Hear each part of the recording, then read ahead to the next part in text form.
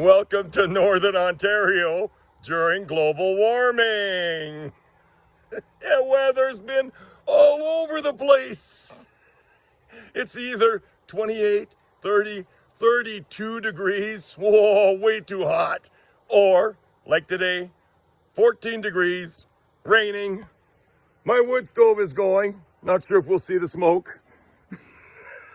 I'm heating in July, but tomorrow, 23, and the day after, right back up to 28 degrees. Crazy. But one good thing though, we've been having a lot of rainfall, which means we still get to enjoy campfires. So get out there, find a lake to sit by, have a campfire, marshmallow, maybe a hot dog. Enjoy the outdoors. Northern Ontario has lots to offer.